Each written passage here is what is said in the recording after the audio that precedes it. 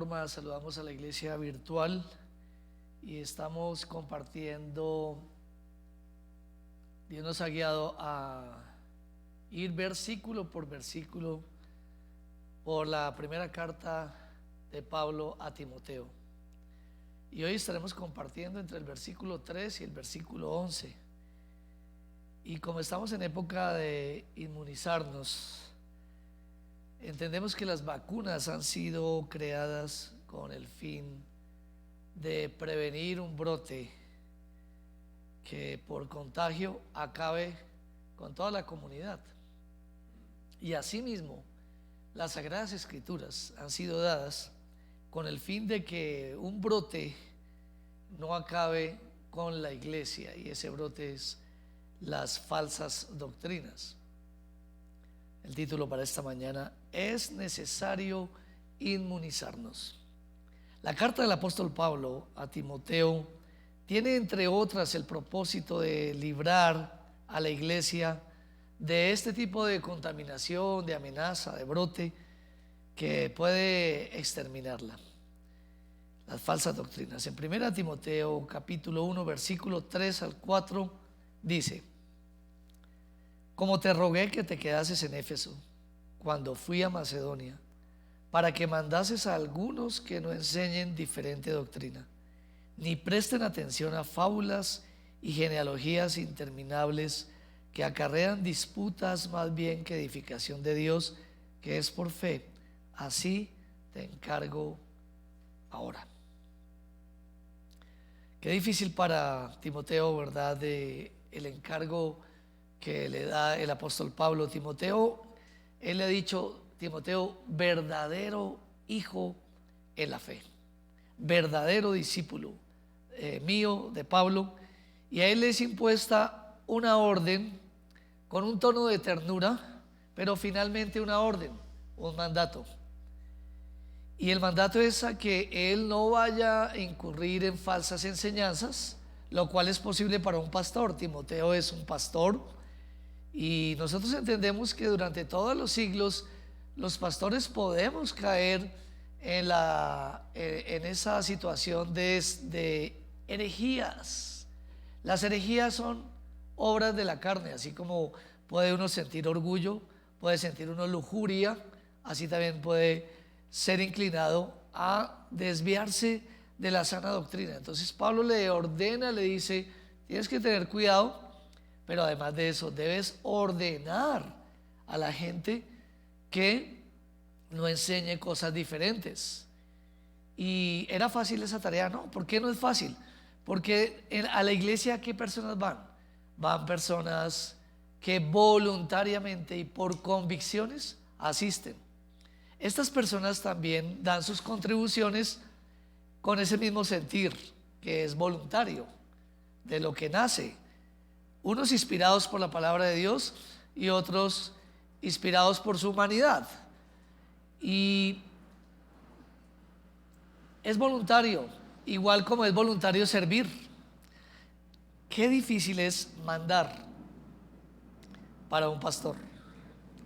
El asunto es que lo debe hacer, debe saber hacerlo, debe aplicar, tener amor para hacerlo, pero de todas formas su obligación es hacerse cargo de la parte doctrinal, como hemos visto que el apóstol Pablo en las cartas a Corintios, él dice que estamos puestos de parte de Dios y delante de Dios, que no tengamos miedo de hablarle a la gente, pero que tenemos que presentar cuentas a Dios de lo que digamos. Bueno, ese es lo difícil, y para Timoteo no sería para nada fácil ese tono militar que hay en su mentor, con el fin de que Timoteo mande dentro de su esfera de influencia a, entre comillas, su congregación o su iglesia, a no permitir enseñanzas diferentes.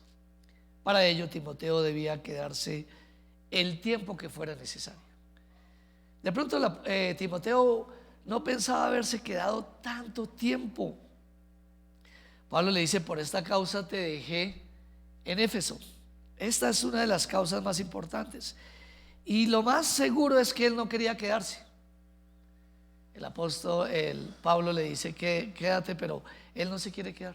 No ignoro las circunstancias que él habrá tenido, la Biblia no lo dice. Pocos de los de la iglesia estaban siendo seducidos por sus mentes fantasiosas y sus emociones. Ellos estaban enseñando y prestando atención a lo que no edificaba y causaba confusión y división. Y una de las razones que puede venir esto a la iglesia es porque le ponemos mucho cuidado a muchas iglesias, a muchísimos predicadores, y estamos como escuchando aquí, escuchando acá, y eso nos puede causar serios problemas. Dios, aunque es comida, por ejemplo, una dieta, cuando uno come en un solo lugar, pues le es de más provecho, así come aquí, come acá, come allá. De vez en cuando, no es malo, pero si no, ve que el mismo cuerpo empieza a rechazar cierto tipo de condimento, alimento o revuelto así. Y empiezan las comparaciones y las divisiones dentro de las iglesias, sobre todo las comparaciones. Romanos 16, 17 y 18, Pablo escribiendo a la iglesia en Roma, a los hermanos que estaban en Roma, les dijo algo: mas os ruego, hermanos, que os fijéis, a los líderes les dice esto, en los que causan divisiones y tropiezos en contra de la doctrina que vosotros habéis aprendido, y que os apartéis de ellos, porque tales personas no sirven a nuestro Señor Jesucristo, sino a sus propios vientres, y con suaves palabras y lisonjas engañan los corazones de los ingenuos. Esto dentro de las iglesias, esto dentro de las congregaciones.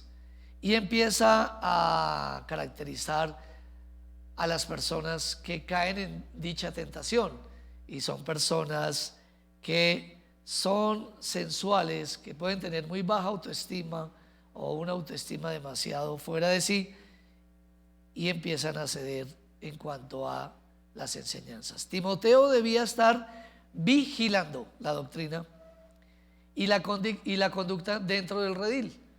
¿Quieres saber unas tareas pastorales?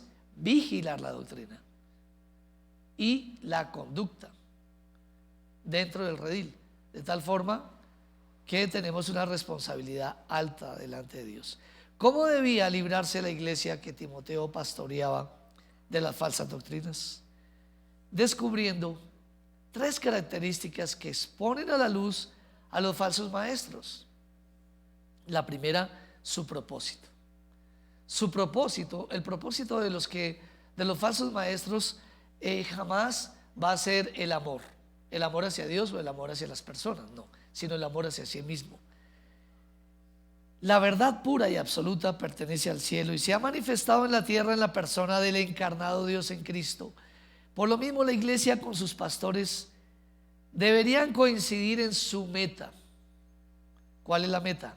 Glorificar a Dios y buscar el sincero crecimiento y desarrollo de las ovejas o de los hermanos en la fe, y no el propio. Primera Timoteo capítulo 1, 5 al 6 dice el propósito, el verdadero propósito de la instrucción. ¿Cuál es? El verdadero propósito de un liderazgo, ¿cuál debe ser? Dice: pues el propósito de esta instrucción o de este mandamiento es el amor. El amor. ¿Cómo saber si hay verdadero amor?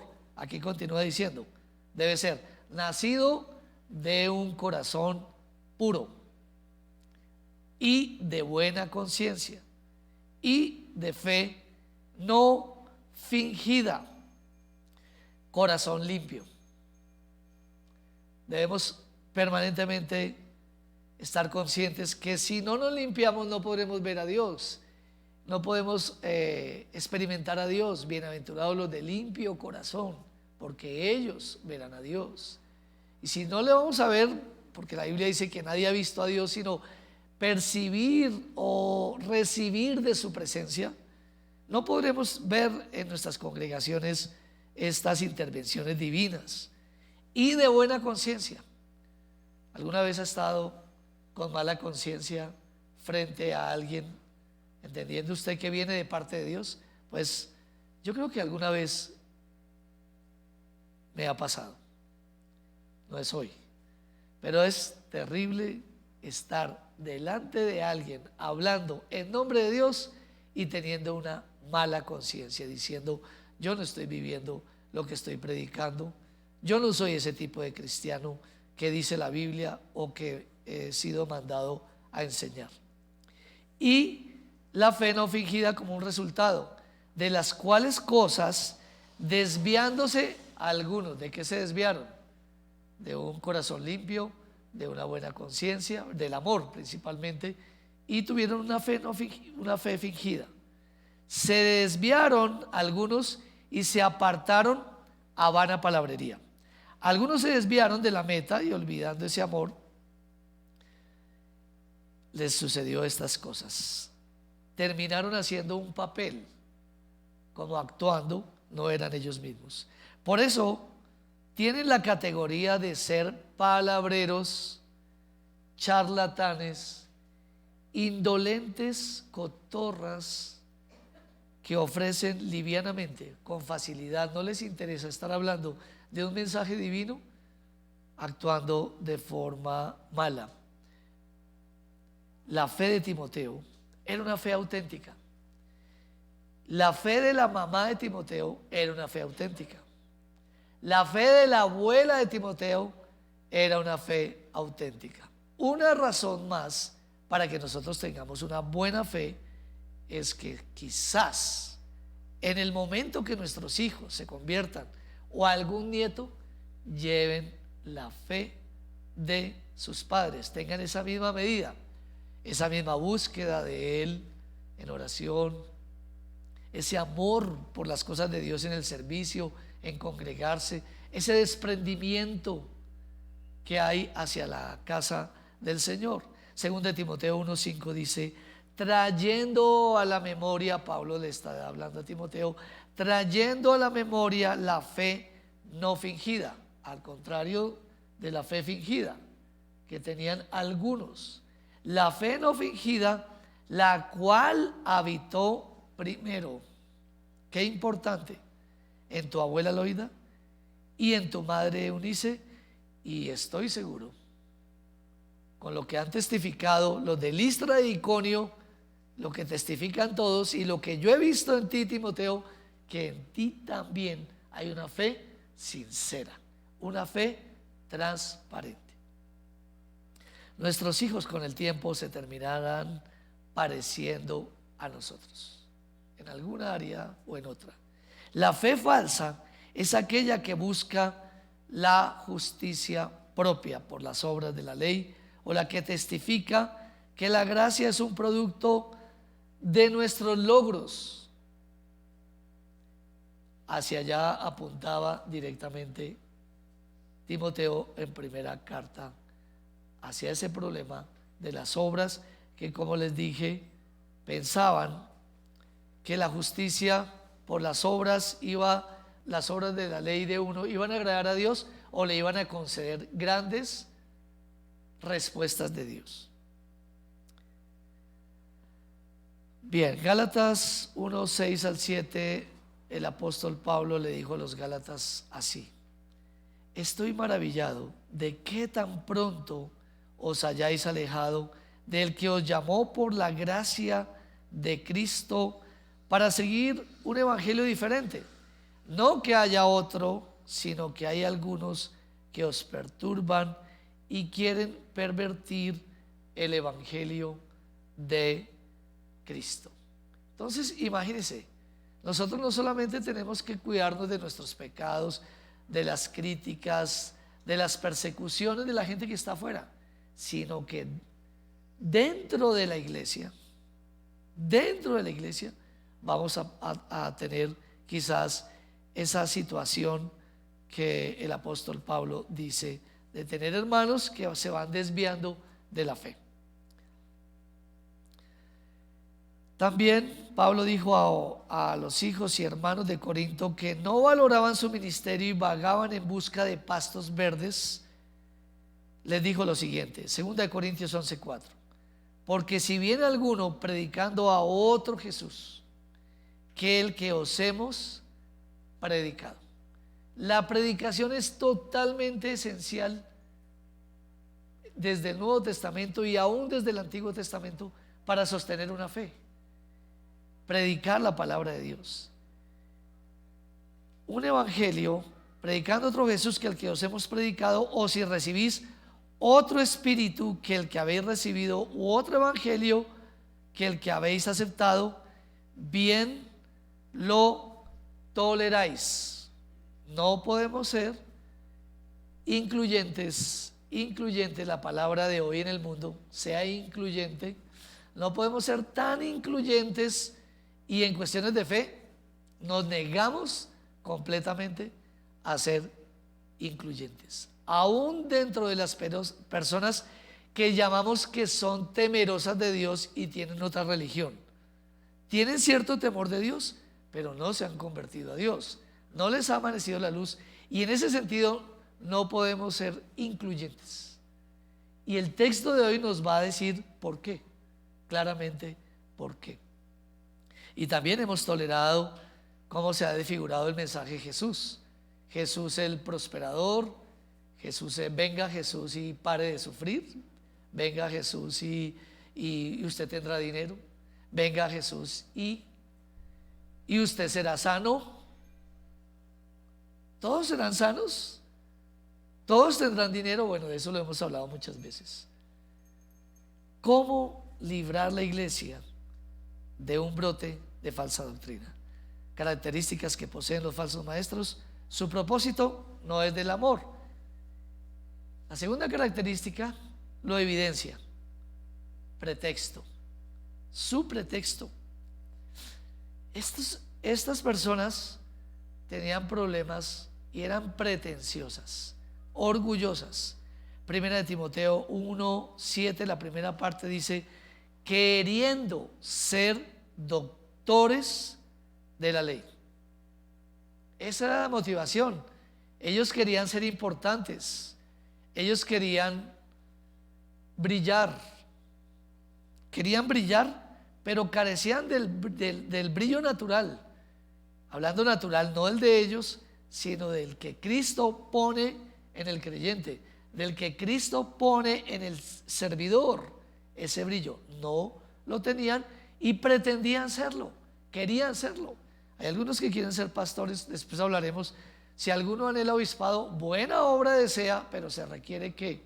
Y estos hombres eran pretenciosos. Pablo les había advertido que en cualquier momento los vecinos tratarían de convencerles de variar la enseñanza recibida. Y cuando hablo de los vecinos, hoy tenemos muchos vecinos, en sentido figurado. La gente consulta canales, ¿verdad?, para mirar predicadores de aquí, predicadores de allá, y se confunden. Y además de confundirse, confunden a otros. En lugar de estar leyendo su Biblia, colocan una predicación.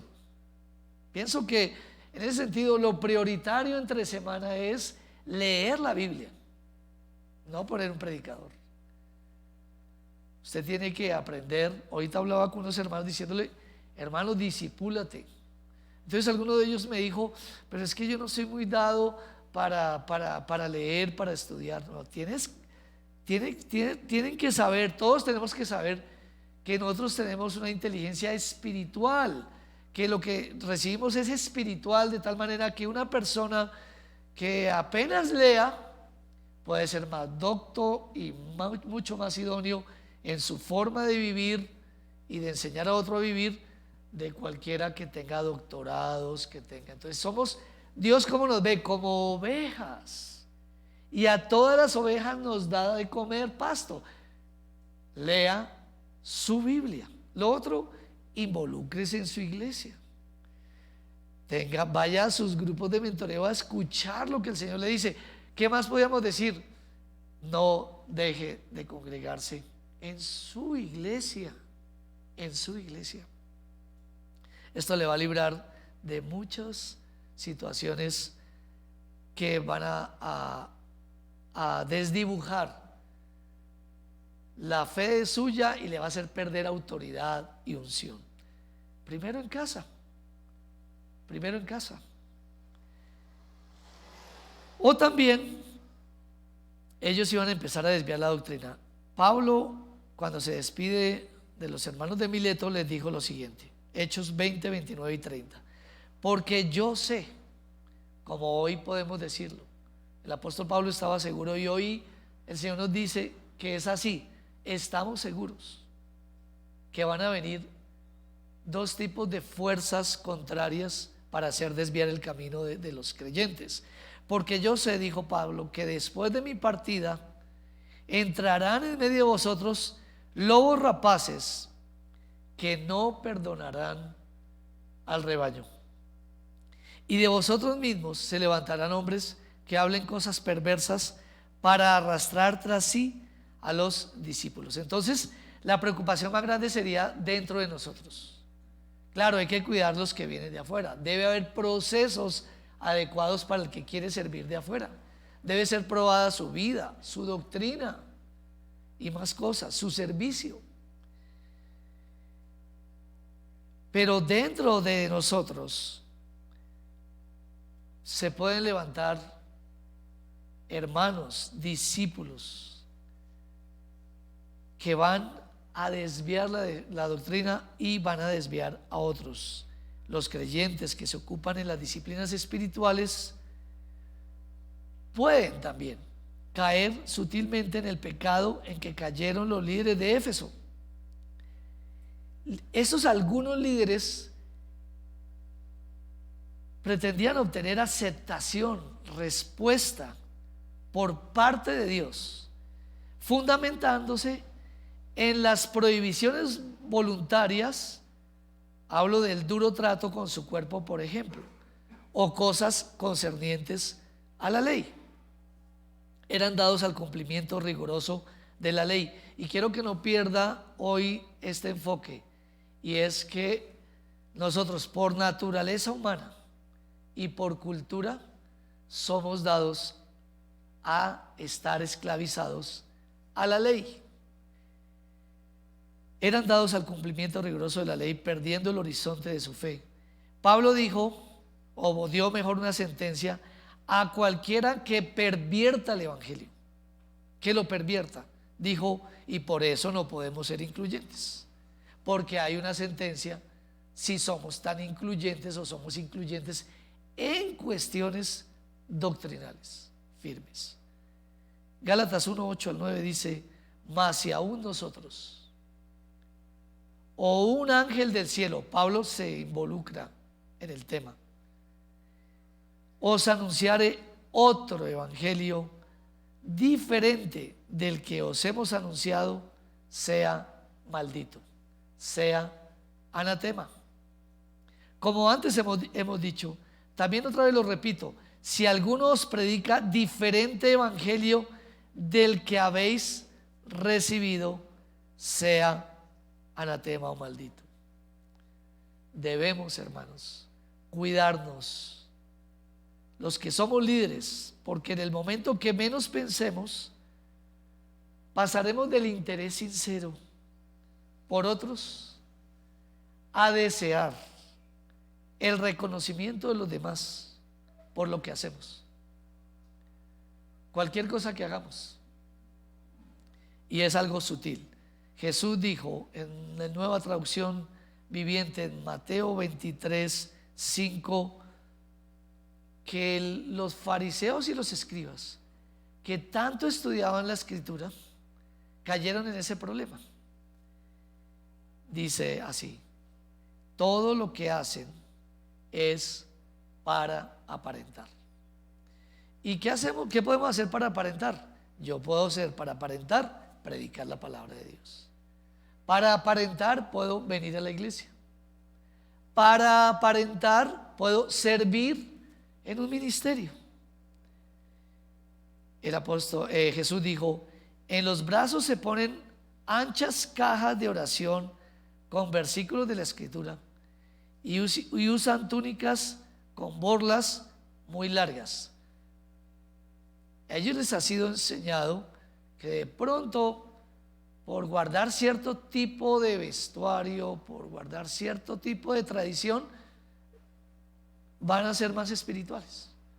También encontramos tendencias dentro de algún sector con respecto a las mujeres que no se arreglan, no se pueden arreglar, y que el vestido debe estar llegando casi a los pies para producir un ambiente de santidad. Y sutilmente las personas terminan fundamentándose en lo externo y no en lo interno, y pierden su propósito. ¿Será fácil o difícil eso? No, eso es de lo más fácil, caer.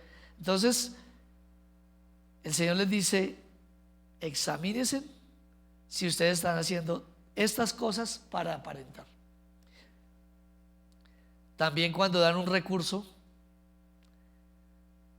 cuando dan económicamente, su vida de oración, no se percatan de sus motivos y a veces reciben poco o nada. Usted recuerda al fariseo que dice: Señor, yo doy el diezmo. ¿Y qué más hago? Y ayuno 2 veces por semana. Y voy a referirme un poquito al ayuno como una aplicación, no como una invitación a que usted deje de ayunar, no, sino para que usted le dé el sentido real al ayuno, por ejemplo. Y ellos no se percatan que pueden a veces recibir poco o absolutamente nada. Mateo 6:16, la Nueva Traducción Viviente, dice, por ejemplo: cuando ayunes, que no sea evidente, porque así hacen los hipócritas, pues tratan de tener una apariencia miserable y andan desarreglados para que la gente los admire por sus ayunos. Les digo la verdad, no recibirán otra recompensa más que esa. ¿No le parece duro esas palabras? Que usted ayune tanto y tanto y tanto y no reciba nada. De ahí a que muchas personas protestan contra Dios y dicen: pero Dios, ¿por qué? ¿Por qué si yo ayuno? Por ejemplo, ellos pueden pasar por alto que el ejercicio de la fe, antes que producir esclavitud, produce fe a la que le acompañarán como consecuencia las obras, y no al contrario. Pero sobre todo los actos del penitente deberán estar muy por encima de sus sacrificios. Su estilo de vida debe brillar mucho más allá, por lo menos, que sus propios sacrificios. Muy por encima de sus sacrificios, o de contrario, de nada les servirá sus esfuerzos. La Nueva Traducción Viviente, en Isaías 58, hablando como ejemplo del ayuno, como una aplicación, dice así: ¿de qué les sirve ayunar si siguen sus peleas y riñas? Que las personas, de pronto un grupito pequeño de ellos, se jactan en sus ayunos, pero viven peleando en la casa, viven agarrados en todo momento. Entonces imagínense la devoción: oh Señor, te alabamos, no hay nada que Él no pueda hacer. Y allá, guerra total, odio, rencor, rabia, gritería en la casa. ¿De qué les sirve ayunar si siguen con sus peleas y riñas? Con esta clase de ayuno nunca lograrán nada conmigo, dice la Nueva Traducción Viviente. Nunca, porque la gente se fundamenta en las obras y no en la fe, que produce vida y no esclavitud. Cuando yo llegué a convertirme al Señor, con el buen ánimo y con la buena motivación, diciendo que algunos de los creyentes tienen esa misma motivación, yo llegué a la iglesia y empecé a consagrarme y empecé a ayunar, a orar, pero de un momento a otro, en vez de que el ayuno me surtiera a mí un efecto de vida, ¿vida para quién? Para mí y para los que están al lado. Lo que terminó volviéndose un gran problema para mí. ¿Por qué un gran problema? Porque yo empecé a juzgar a los demás, y eso voy a hablar un poquito más. Y fui a sentarme donde el pastor y le dije: es que aquí en esta iglesia no se ayuna. Ayuno y oración debería ser nuestra consigna. Y como tenía un pastor que era tan fuerte, el que yo necesitaba, me dijo: ¿ayunas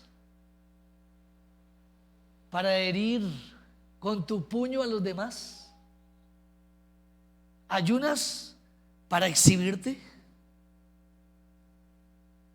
¿Crees que Dios se agrada ese ayuno? Y como yo estaba tan espiritual ese día, tenía unas ganas de darle un puño al pastor, y esa era mi espiritualidad. Hermanos, el texto nos dice: ustedes se humillan al hacer penitencia por pura fórmula. Y aquí en Timoteo estaban tratando de traer muchas cosas del judaísmo, y hoy día también de un sector de hermanos puede ser, y líderes tienen esa carga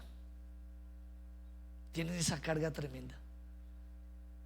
Y yo fundamentaba, y no hablo de ustedes, hablo de mí, yo fundamentaba mi vida en el ayuno y la oración.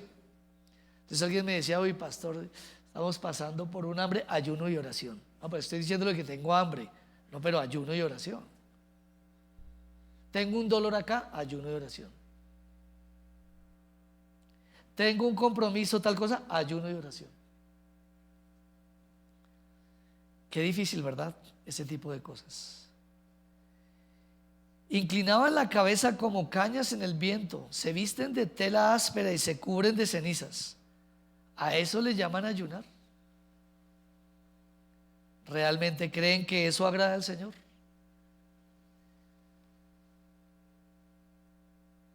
La tendencia a ir hacia las obras de la ley y no hacia la gracia y hacia la fe. Y en el último punto voy a aclarar un poquito más eso. ¿Cómo librarnos de las falsas doctrinas? Descubramos las características de los falsos maestros en las cuales uno puede llegar a caer. Primero, su propósito no es el amor. Segundo, su pretexto es figurar o exhibir algo que la Biblia no dice. Tercero, su producto. ¿Cuál es el producto?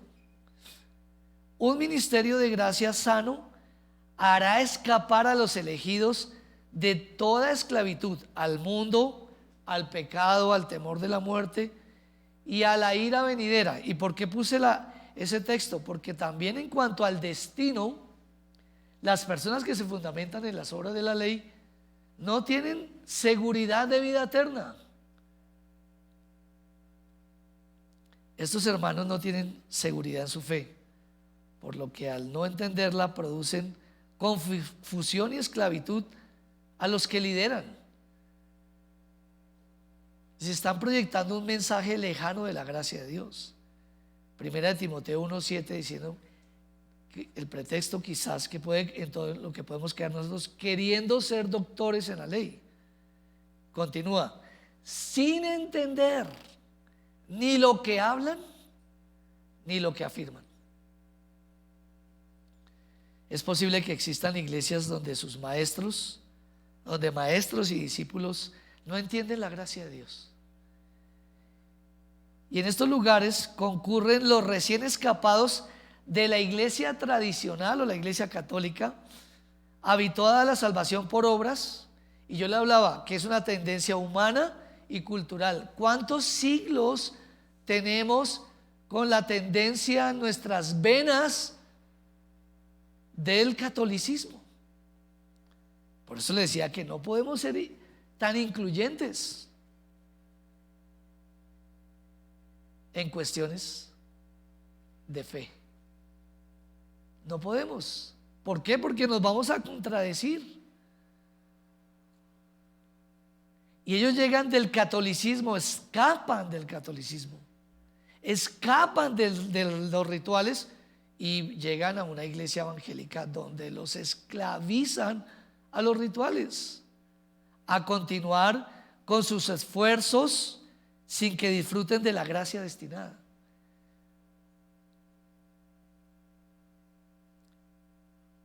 ¿Para qué fue dada la ley? La ley nos lleva a Cristo.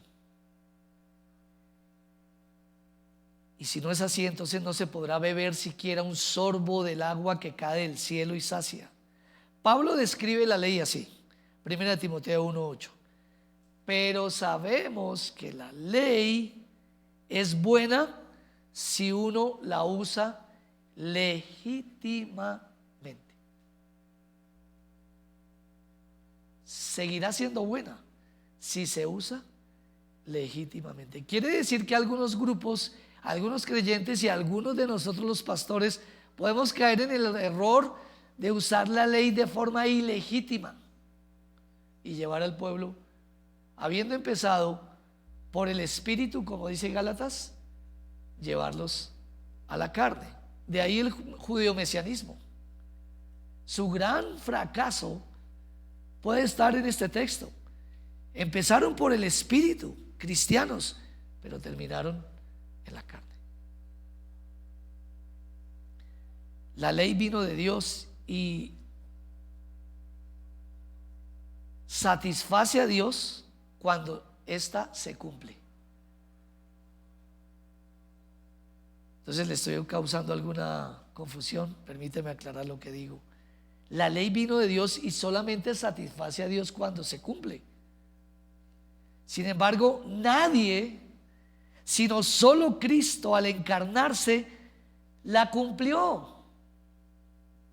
Y al morir en la cruz, nos salvó al haber fracasado nosotros en los intentos de cumplirla, en los intentos de satisfacer a Dios, en los intentos de recibir de Dios algo. Los falsos maestros usaron mal la ley, pues al pretender agradar a Dios con sus obras de justicia, se hicieron despreciables frente a su ofrecimiento de gracia, frente a su amado Hijo Jesús. Romanos 3:20 dice: ya que por las obras de la ley, por favor, note bien lo que dice el texto, ningún, porque puede haber aquí alguno de ustedes que diga: yo soy bueno. Oh, qué locura que diga eso. Bueno es solo Dios. Y el pecado más grande es no ser ciego, dijo Jesús, le dijo a los fariseos y escribas, sino que siendo ciegos, decir que ven. Ya que por las obras de la ley ningún ser humano será justificado delante de él. Porque por medio de la ley es el conocimiento del pecado. Vamos a entender entonces que necesitamos perdón, que necesitamos un Salvador por medio de la ley, ¿cierto?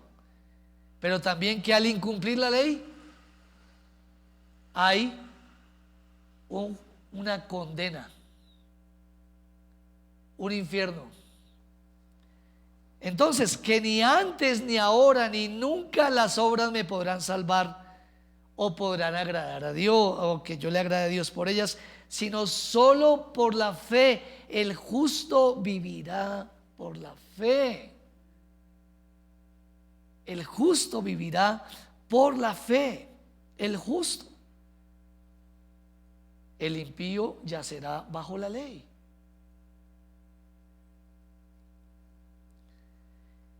La fe en Cristo, quien produce en nosotros las obras buenas que Él preparó. Efesios 2, no lo tengo acá, pero lo voy a recitar. 8 dice: por gracia sois salvos, y esto por medio de la fe, esto no de vosotros. Ustedes no tienen nada que ver en eso. Si Dios no viene, ustedes no hubieran podido ser salvos. Ya había un decreto para ustedes. Están separados de Dios.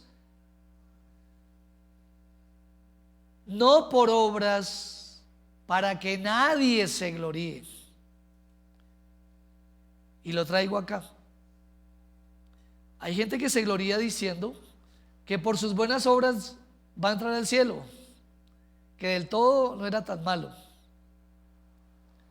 En los velorios es cuando más se escucha eso. El dicho que no hay muerto malo es una realidad.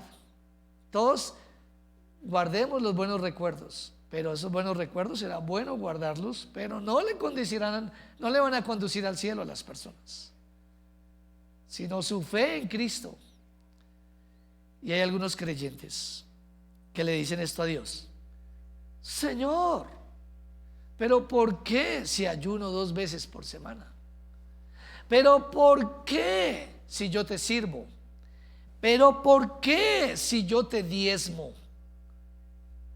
¿Por qué me robaron si yo te diezmo y te ofrendo obras de la ley?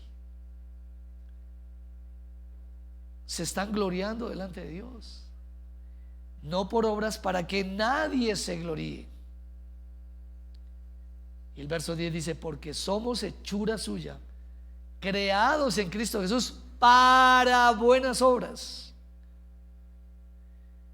las cuales Dios preparó de antemano para que anduviésemos en ellas. Quiere decir entonces, hermanos, que si usted viene a la iglesia, si usted diezma, ofrenda, sirve o hace cualquier cosa por ganarse el favor de Dios, no se lo va a ganar.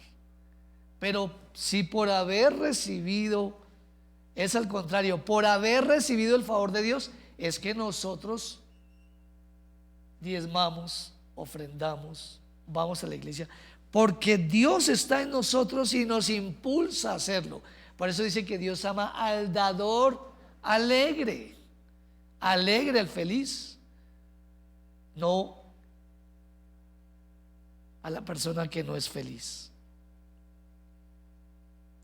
Romanos 3:28 dice: concluimos pues que el hombre es justificado por fe sin las obras de la ley. Ya hay unas buenas obras que Dios preparó de antemano. Estamos listos y estas bendiciones te alcanzarán. Por lo tanto, cuánto cuidado debemos tener de juzgarnos unos a otros. Dios, quien nos escogió, es el que juzgará. Y me gustaría que usted en su casa mirara Romanos 14, el juzgar al hermano, el juzgar la iglesia que ayuna y ora y la iglesia que supuestamente no lo hace. Hasta los pastores podemos ser juzgados por las ovejas en su conocimiento. Pero mire lo que dice Romanos 14:10. Me gustaría que usted mirara el contexto. Pero tú, ¿por qué juzgas a tu hermano? ¿Ustedes creen que Dios me pone estas palabras porque ignora lo que la gente piensa? No, Dios sabe, Dios ha oído sus pensamientos. Dios ha oído los dichos de su boca. ¿Por qué juzgas a tu hermano? O tú también, ¿por qué menosprecias a tu hermano? Porque todos comparecemos ante el tribunal de Cristo. Y ahí va a hablar que el que quiere comer algo o no quiere comer algo, que lo decida. que el que quiera guardar un día o guardar el otro, que lo decida. Y ahora en este tiempo, algunos cristianos creen que se deben vacunar y otros creen que no se deben vacunar. Pero afortunadamente ha habido silencio en la iglesia para que las personas escojan. Hay cosas donde podemos escoger qué hacer. Tenemos una libertad y no podemos pues juzgar a nadie en ciertas cosas. Por ejemplo, algunos se someten al gobierno y dicen: yo no voy a la iglesia porque yo me someto al gobierno. El gobierno dijo que no saliéramos en la época que no podíamos salir, pero le dicen vacúnese, dice no me voy a vacunar. Entonces, bueno, uno puede no entender, pero es una decisión de cada uno. Hombres estudiosos de la Biblia, Dios no nos ha dicho: iglesia, vacúnese o no vacúnese. ¿Qué tenía que hacer alguien en ese tipo de cosas? Por ejemplo, orar a Dios y hacer lo que Dios le dirija. Entonces, cuánto cuidado debemos tener, hermanos, y sobre todo de exhibirnos ante otros diciendo: yo sí lo hago. Eso fue lo que dijo el publicano. Líbrame, el fariseo, líbrame de ser como estos que no. Y lo último que voy reseñando es acerca de la ley. Estamos hablando de ley y fe. La ley es para los transgresores. La ley no es para los creyentes. Miren este sentido en que Primera de Timoteo 1, 9 al 11 dice, termina diciendo el apóstol: conociendo esto, que la ley no fue dada para el justo, sino para los transgresores y desobedientes, para los que no quisieron a Cristo, para los que no quieren su palabra. Para ellos les es dada la ley. Y aclara para quiénes: para los impíos y pecadores, es decir, para los irreverentes y profanos, para los parricidas y matricidas, para los homicidas, para los que tienen relaciones prematrimoniales por aquí y por allá, para los sodomitas u homosexuales, para los secuestradores, para los mentirosos y pérjuros, y para cuanto se oponga a la sana doctrina. ¿Y por qué no es para el justo? Porque dentro de esa lista de parricidas, matricidas, fornicarios, estaba yo y estaba usted. Mas ya no. Entonces, el juicio de Dios no viene si usted cometiera uno o se aproximara a uno de estos pecados. Viene disciplina de Dios, porque Dios al que ama disciplina. Pero Cristo pagó por nuestros pecados y hemos sido nuevas criaturas, por lo cual hemos sido llamados a renunciar a todos los deseos de este mundo y a nuestra impiedad. Y el texto termina: según el glorioso evangelio del Dios bendito que a mí me ha sido encomendado. Hemos sido libertados y perdonados. La culpa se ha ido. Y teníamos que saber primero la mala noticia. ¿Cuál era la mala noticia? Hay una ley.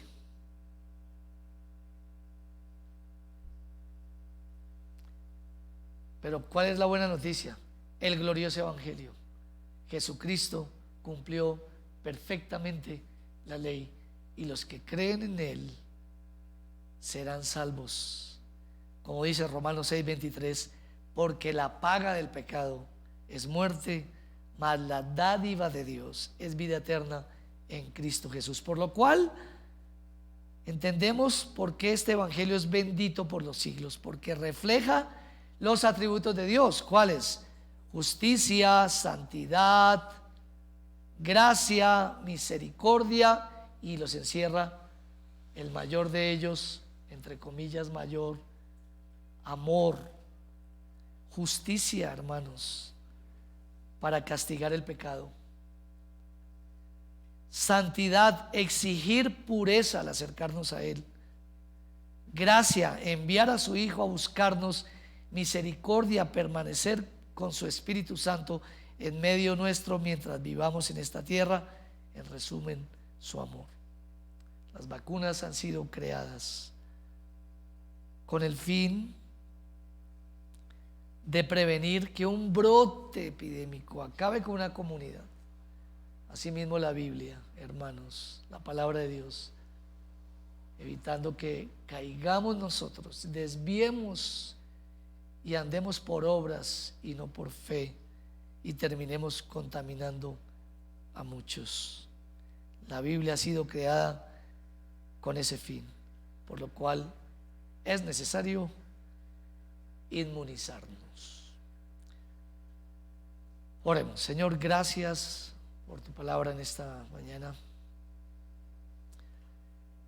El gran ejemplo, Padre, que tú das de los Gálatas como algo para evitar, habiendo comenzado por el Espíritu, terminaron en la carne. Suplicamos, Señor,